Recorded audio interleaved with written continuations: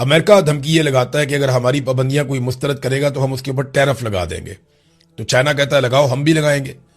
اب چائنا اس لیول پہ ٹریڈ کر رہا ہے امریکہ کے ساتھ اور دنیا کے ساتھ کہ اتنا آسان نہیں ہے کہ اس کے اوپر آپ بڑا سا ٹیرف لگا دیں اور یک طرفہ طور پہ آپ اس کو دبا لیں. اور خاص طور پہ اس وقت جب آپ کی فوجیں چائنا کے قریب موجود ہیں. یعنی چائنا کا فاصلہ یہاں سے کم ہے، امریکہ کا فاصلہ بہت زیادہ ہے. چائنا تھوڑی سی سپورٹ کرے تو ایران امریکہ کے لیے بہت بڑی مشکلات پیدا کر سکتا ہے. تو چین ایرانی تیل کا ایک بڑا خریدار ہے، خاص طور پر چھوٹی اور آزاد ریفائنریز کے ذریعے جنہیں ٹی پاٹس کہا جاتا ہے. یہ ریفائنریاں کم قیمت پر فروخت ہونے والے ایرانی خام تیل پر انحصار کرتی ہیں.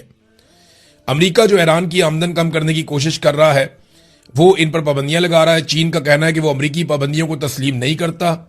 یہ وزارت تجارت ہے چائنا کی جس نے یہ سٹیٹمنٹ جاری کیا، اور چینی کمپنیوں اور اداروں کو بھی ان پر عمل درآمد یا ان کی تعمیل نہیں کرنی چاہیے. چائنا کے بعد اپنا پورا ایک اکنامک ورلڈ ہے، اور اگر وہ اس سے اپنے آپ کو باہر نکالتا ہے تو یہ کوئی اچھی خبر نہیں ہے امریکہ کے لیے. یہ امریکہ کے لیے مشکلات بڑھیں گی آنے والے وقت میں. ڈونلڈ ٹرمپ نے امریکہ کو وہاں پہ لا کر کھڑا کر دیا ہے جہاں پہ امریکن فوج کا دبدبہ پہلے جیسا نہیں رہا. دوسرا، امریکی ڈالر کا اثر رسوخ جو ہے وہ خطرے میں پڑ گیا ہے. فوجی دبدبہ ختم اور ڈالر کا اثر رسوخ اگر پیچھے چلا گیا تو امریکہ دنیا کی اکانومی کو کنٹرول کرنے کی وہ صلاحیت کھو دے گا جو اس کے پاس گزشتہ کئی دہائیوں سے ہے. اور یہ ایک الارمنگ چیز ہے. ڈونلڈ ٹرمپ اسے کیسے کنٹرول کرتے ہیں اس کے بارے میں کچھ کہہ نہیں سکتے، لیکن ڈونلڈ ٹرمپ کے جو سٹیٹمنٹس ہیں وہ بڑے عجیب و غریب آ رہے ہیں. ایک تو ڈونلڈ ٹرمپ نے سٹیٹمنٹ دیا کہ انہوں نے اپنی نیوی کی کارروائیوں کو بحری قزاقی قرار دے دیا کہ ہم بحری قزاقوں کی طرح کام کر رہے ہیں. اب ایران کے جو ترجمان ہیں وزارت خارجہ کے وہ کہتے ہیں یہ سلپ آف ٹنگ نہیں ہے، یہ ڈونلڈ ٹرمپ کے منہ سے سچائیاں نکل رہی ہیں کہ امریکن نیوی واقعی میں اس خطے میں بحری قزاقوں کا کام کر رہی ہے، لوٹ مار کا کام کر رہی ہے جو انہیں نہیں کرنا چاہیے. پھر ایک اور سٹیٹمنٹ جو ڈونلڈ ٹرمپ نے دیا یہ دیکھیں آپ، ہم ان کو نوبل انعام دینا چاہتے ہیں امن کا. ہم کہتے ہیں جی آپ سیویئر آف دا ورلڈ ہیں، آپ ساؤتھ ایشیا کے سیویئر ہیں، ہم آپ کو سلوٹ پیش کرتے ہیں. شہباز شریف صاحب نے جوتے چمکا کے رکھ دیے ہیں، فیلڈ مارشل نے ان کو پتہ نہیں کیا کیا سنا دیا ہے. ادھر ڈونلڈ ٹرمپ کی بات سنیں، امریکہ بہت جلد کیوبا کا کنٹرول سنبھال سکتا ہے، بحری بیڑا تعینات کریں گے کیوبا کے باہر. یہ ڈونلڈ ٹرمپ نے کہا. انہوں نے کہا جی ایران سے فارغ ہو کے جب ہمارے بحری بیڑے واپس آئیں گے یہ ہم کیوبا کے ساحلوں پہ کھڑے کریں گے، اور ایک بڑا طیارہ بردار جہاز کیوبا کے ساحل کے قریب تعینات کیا جا سکتا ہے. اور انہوں نے کہا جی وہ سرنڈر کریں گے، اس کے امکانات ہیں. کیوبا خود ہی ہتھیار ڈالنے پر مجبور ہو جائے گا اور امریکہ اس ملک کا کنٹرول سنبھال لے گا. یہ سب بہت جلد ممکن ہے. یعنی آپ اندازہ کریں کہ اس دنیا میں ایک اقوام متحدہ بھی ہے، دنیا میں بہت بڑی تعداد میں ممالک بھی ہیں، لیکن پاکستان نے ایک ایسے شخص کو چنا جو ایک کے بعد ایک جنگ شروع کر رہا ہے، ایک کے بعد ایک ملک میں مداخلت کر رہا ہے.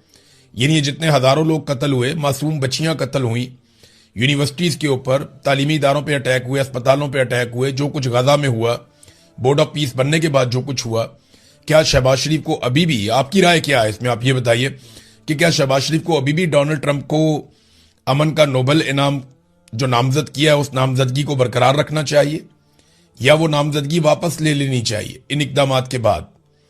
خاص طور پہ جب وہ ایران کے ساتھ وہ دھمکی دیتے ہیں کہ ہم سویلائزیشن ختم کر دیں گے.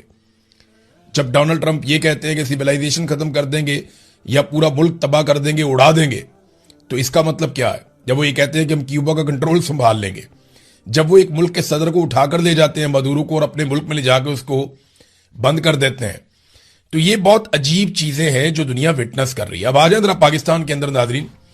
نواز شریف کے خاص آدمی ابصار عالم اور عاصم منیر کے خاص آدمی محسن نقوی، ان کے بیچ میں ایک معاملہ ٹھن گیا.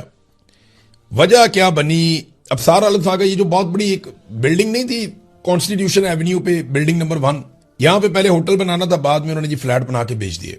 سیکیورٹی ایشو ہے. اب اس کی پیمنٹ بھی نہیں کی ہوئی تھی. یہاں پاکستان میں تو بہت 2 نمبری ہوتی ہے نا، تو کسی نے یہ بھی نہیں سوچا کہ یار کانسٹیٹیوشن ایونیو کے اوپر ہے، سامنے پارلیمنٹ ہے، سپریم کورٹ ہے، ہائی کورٹ ہے، یہاں پہ ساتھ ہی جو ہے پارلیمنٹ، آگے جا کے لاجز آ جاتے ہیں، کیسے ہمارے مقدس ادارے ہیں یہاں پہ. تو اس جگہ کے اوپر بھی پیسہ بنا لیا افسران نے 2 نمبری کر کے، اور فراڈ قسم کے مافیا نے یہاں پہ آ کے مال بنا لیا, ججز نے بھی اپنا پیسہ کھا لیا. اب وہاں پہ ایک جو فلیٹ ہے وہ ابصار عالم صاحب کا بھی تھا. وہ یہ کہتے ہیں کہ انہوں نے اچھے وقتوں میں جب یہ زیر تعمیر تھا تب انہوں نے ایک بک کروا لیا تھا. تو یہ بالکل ٹھیک بات ہوگی ان کی. میں بالکل نہیں کہہ رہا کہ یہ انہوں نے کرپشن سے لیا یا کوئی 2 نمبری سے لیا, یہ بات بالکل غلط ہے اگر کوئی یہ کہتا ہے تو. بالکل انہوں نے اپنے حق حلال کے جائز پیسوں سے یا تنخواہوں سے لیا ہوگا. وہ اچھی تنخواہوں پہ میڈیا میں کام کرتے رہے, اور جو لوگ میڈیا میں کام کرتے رہے ان کے لیے 2, 4, 5, 10 کروڑ کا فلیٹ لینا یا پلاٹ لینا کوئی مشکل نہیں ہے. یہاں 5 ملین سے 10 ملین تک تنخواہ ہوتی ہے پاکستان میں میڈیا والوں کی, جو اچھا کام کرتے ہیں. ابصار عالم صاحب کا تو مجھے آئیڈیا نہیں ہے, لیکن جو اچھا کام کرتے ہیں انہیں اچھی خاصی تنخواہ بھی ملتی ہے پاکستان میں, اور قسطوں پہ لینا تو کوئی رولا ہی نہیں ہے. تو وہ کہتے ہیں جناب ان کا وہاں پہ ایک فلیٹ تھا, جب معاملہ یہاں پہ آیا تو ان کو غصہ آ گیا. اب غصے کے اندر انہوں نے کیا کچھ کہہ دیا. انہوں نے کہا جی محسن نقوی نے اسلام آباد کے دل میں بلڈنگ پر حملہ کیا, رینجرز کو غیر آئینی اور غیر قانونی طور پر استعمال کیا, ان کی کمانڈ کے حکم کے بغیر انہیں استعمال کیا گیا, اور ابھی کورٹ کا تحریری آرڈر بھی نہیں آیا تھا اور یہ سارا کچھ کر دیا گیا. یہ ابصار عالم صاحب تھوڑا عرصہ پہلے جب کچی آبادیاں گرائی جا رہی تھی تب نہیں بولے, جب رینجرز کو استعمال کر کے نہتے شہریوں پر گولیاں چلائی گئیں تب نہیں بولے. پہلے بھی تو رینجرز کو استعمال کیا گیا. آج تو صرف بلڈنگ خالی کروا لیتے, پہلے تو انسانوں کا قتل عام کر دیا گیا. آپ کہہ رہے تھے نہیں کوئی قتل نہیں ہوا, کچھ نہیں ہوا. آپ تو 2 نمبر عجیب طریقے سے بات کر رہے تھے, یاد ہے آپ کو. تو ابصار عالم صاحب اب اپنی بلڈنگ پہ بات آئی ہے یا اپنے پلاٹ پہ بات آئی ہے, آپ کا حق حلال کا ہوگا, لیکن جب بات اپنے گھر پہ آئی ہے تو آپ کو کتنی تکلیف ہوئی ہے. تو وہ جو لوگ قتل ہو گئے وہ بھی تو کسی کے بچے تھے. یہ جو کچی آبادیوں میں ہزاروں لوگ جو بے گھر ہو گئے ہیں بہت بڑی تعداد میں, ان کے بھی تو گھروندے تھے, وہ تو ان گھروں کے اندر رہتے تھے. آپ تو یہاں پہ رہتے بھی نہیں ہیں, یہ تو صرف آپ کی ایک پراپرٹی تھی. یعنی جس ایلیٹ کلب کی عمارت میں ابصار عالم صاحب کا اپنا فلیٹ تھا اس پر محسن نقوی صاحب کا ریڈ حملہ قرار دے دیا گیا. رینجرز کی مدد لینا غیر قانونی غیر آئینی قرار دے دیا انہوں نے. اس سے قبل درجنوں عام بستیاں ملیا میٹ ہوئیں, تب یہ بالکل چپ بیٹھے ہوئے تھے. سیاسی کارکنوں پر اصلی گولیاں چلیں, لوگ قتل ہوئے, ان کو وہ ربڑ کی گولیاں لگتی تھیں, اور رینجرز کا وہاں استعمال انہیں عین قانونی اور آئینی لگتا تھا. یعنی یہ منافقت نہیں ہے تو اور کیا ہے؟ یہ اب ابصار عالم صاحب بتائیں نا. دوسرا انہوں نے ایک سوال پوچھا کہ میرا سوال ہے کیا یہ ملک محسن نقوی کا ہے؟ کیا موجودہ چیئرمین سی ڈی اے اس فرا گوگی کے فرنٹ مین نہیں تھے جو اس وقت دبئی میں فرار ہے, جس کا کہا جاتا ہے کہ وہ پنکی پیرنی کی فرنٹ مین تھی؟ اب یہ ابصار عالم کہہ رہے ہیں یہ تو جو سی ڈی اے کا چیئرمین لگا ہے یہ فرا گوگی کا فرنٹ مین ہے. یہ کیا آج لگا فرنٹ مین؟ ایک دن پہلے آپ نے یہ سٹوری کیوں نہیں کی؟ یعنی جب تک محسن نقوی کی حکومت نے ابصار عالم کے فلیٹ پہ ہاتھ نہیں ڈالا تب تک ابصار عالم صاحب کو یہ سی ڈی اے کا چیئرمین غلط نہیں لگا. تب تک یہ سی ڈی اے کا چیئرمین ابصار عالم کو فرا گوگی کا فرنٹ مین نہیں لگا. تب تک ابصار عالم کو رینجرز کے استعمال پہ کسی قسم کا اعتراض نہیں ہوا. تب تک ابصار عالم کو اسلام آباد میں ہونے والے کچی آبادیوں کے اوپر حملوں پہ کسی قسم کا کوئی اعتراض نہیں ہوا. یعنی موجودہ چیئرمین سی ڈی اے نے اس سے پہلے مریم نواز کے ساتھ 2 سال کام کیا. تو جتنی دیر یہ پنجاب میں کام کرتا رہا سیکٹری کمیونیکیشن اینڈ ورکس پہ, جب تک یہ پنجاب حکومت کے ساتھ کام کرتا رہا, یعنی 4 سال گزر گئے نا فرا گوگی والی ایپیسوڈ ختم ہوئے, تو یہ کہیں نہ کہیں تو کام کر رہا تھا اور اسی حکومت کے ساتھ کام کر رہا تھا. یہ پنجاب حکومت میں مریم نواز کے ساتھ 2 سال کام کر کے آیا. تو اس وقت ابصار عالم نے کیوں نہیں کہا کہ یہ فرا گوگی کا فرنٹ مین تھا؟ اب انہیں کیوں یاد آ گیا؟ جب ان کے اپنے فلیٹ پہ ہاتھ پڑا تو انہیں یاد آ گیا. آگے فرماتے ہیں کہ میرے پاس مصدقہ خبر ہے کہ محسن نقوی نے اسلام آباد ہائی کورٹ کے ججز کو پیغام پہنچایا کہ بڑے صاحب پنڈی والے یہ چاہتے ہیں کہ 1 کانسٹیٹیوشن اپارٹمنٹس کے خلاف کاروائی ہو. یعنی کتنے آرام سے انہوں نے بتا دیا کہ ججوں کو محسن نقوی مینج کر لیتا ہے, اور محسن نقوی پیغام لے کر جاتا ہے ججوں کے پاس. کس کا؟ راول پنڈی سے بڑے صاحب کا. بڑے صاحب بولیں تو عاصم منیر صاحب. اب ابصار عالم صاحب پاکستان میں ان کو پرابلم ہوتی ہے یہ بات کرنے میں. ویسے بھی ابصار عالم صاحب نواز شریف صاحب کے خاص آدمی ہیں, نواز شریف صاحب اقتدار میں ہیں تو وہ سوچیں گے نام لیتے ہوئے, لیکن بڑے صاحب وہ عاصم منیر صاحب کو ہی کہتے ہیں کہ میرے پاس, انہوں نے کہا جی میرے پاس مصدقہ خبر ہے, پکی خبر دے رہے ہیں کہ ہائی کورٹ کے ججوں کو محسن نقوی کنٹرول کرتا ہے عاصم منیر کے کہنے کے اوپر, اور گمراہ کرتا ہے, انہیں یہ بتاتا ہے کہ کانسٹیٹیوشن اپارٹمنٹس کے خلاف کاروائی کرنی ہے. بڑے صاحب چاہتے ہیں ہم کتنے عرصے سے کہہ رہے ہیں کہ عدالتوں کو ملٹری اسٹیبلشمنٹ کنٹرول کر رہی ہے، کوئی مانتا نہیں تھا، یہی ابصار عالم وغیرہ بھی نہیں مانتے تھے، آج وہ اپنے منہ سے کہہ رہے ہیں۔ کیوں کہہ رہے ہیں؟ فلیٹ اپنا آ گیا نا، صرف اس وجہ سے۔ پھر انہوں نے کہا میرا ایک سوال ہے، کیا یہ محسن نقوی کا ملک ہے؟ کیا یہ ملک اس لیے بنا تھا کہ یہاں لوگ محنت کریں، حلال کی کمائی کریں، ٹیکس دیں، بجائے اپنا پیسہ محسن نقوی اور اس کے خاندان کی طرح ملک سے ناجائز طریقے سے باہر لے جائیں، اس ملک میں انویسٹ کریں اپنے بڑھاپے کے لیے اور اس پر محسن نقوی قبضہ کر لے؟ سوال انہوں نے پوچھے ہیں محسن نقوی سے۔ پھر فیلڈ مارشل کے خاص آدمی محسن نقوی پہ ایک اور بڑا گھنونا الزام لگایا انہوں نے کہا محسن نقوی نے اپنا کالا دھن ایمنسٹی کے ذریعے سفید کیا۔ محسن نقوی کی بیوی کا اپارٹمنٹ دبئی لیک میں ظاہر ہوا۔ محسن نقوی نے کچھ دن پہلے کہا کہ $100 ارب باہر گیا ہے۔ آپ تو خود پیسہ باہر لے کر گئے ہیں، آپ دوسروں کا پیسہ کیسے لائیں گے؟ یہی محسن نقوی منی لانڈرنگ بھی کر رہا ہے، اس کی بیوی نے غیر قانونی جائیداد بھی بنائی ہے، اور یہ ساری چیزیں کون بتا رہا ہے؟ ابصار عالم نواز شریف کا خاص آدمی عاصم منیر کے خاص آدمی کے بارے میں بتا رہا ہے۔ سندھ کے مختلف ایئرپورٹ پر آج بھی جہاز اتر رہے ہیں جو کالا دھن دبئی لے کر جا رہے ہیں، یہ بھی جناب ابصار عالم نے کہا ہے۔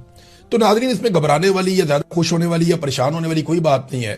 ابصار عالم کا فلیٹ بچ جائے گا تو معاملات بالکل نارملائز ہو جائیں گے، اس کے بعد کوئی نہ کوئی یہ حل بھی نکال لیں گے۔ لیکن اچھی بات یہ ہے کہ کم سے کم انہوں نے ایک دوسرے کو ایکسپوز کیا، اور جو باتیں ہم کافی عرصے سے کہہ رہے ہیں ان کے ثبوت کے طور پہ اب ان بیانات کو ہم سامنے رکھ سکتے ہیں۔ ناظرین، ایک سٹیٹمنٹ انصار عباسی صاحب کا بھی دیکھیں نا، یہ صحافی کیسے اپنے آپ کو ایکسپوز کرتے ہیں، سینئر صحافی کہلاتے ہیں، یہاں کئی دہائیوں سے کام کر رہے ہیں۔ یہ دیکھیں انہوں نے کیا کہا۔ شہباز شریف صاحب کی توجہ کے لیے ٹویٹ کرتے ہوئے کہتے ہیں کہ اسلام آباد کے جمز کے اندر، یہ جو ایکسرسائزنگ والے کلبز ہوتے ہیں، جمز کے اندر مرد اور خواتین کی مشترکہ ایکسرسائز سے اخلاقی اور معاشرتی مسائل جنم لے رہے ہیں۔ متعلقہ حکام فوری طور پر ان خواتین اور مردوں کے لیے علیحدہ اوقات مقرر کریں اور اس پر سختی سے عمل کروائیں۔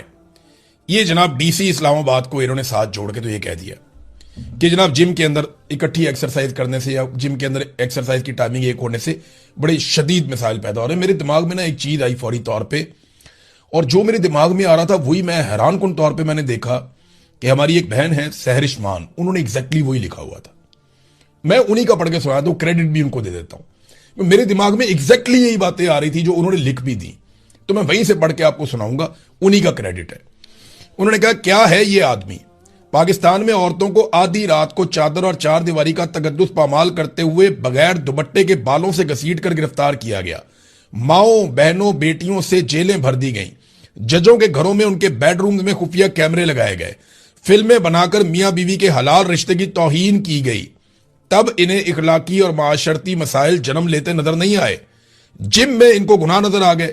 منافقت کی بھی ایک حد ہوتی ہے، یہ انہوں نے لکھا۔ عدت والا کیس بھی ان کو نظر نہیں آیا۔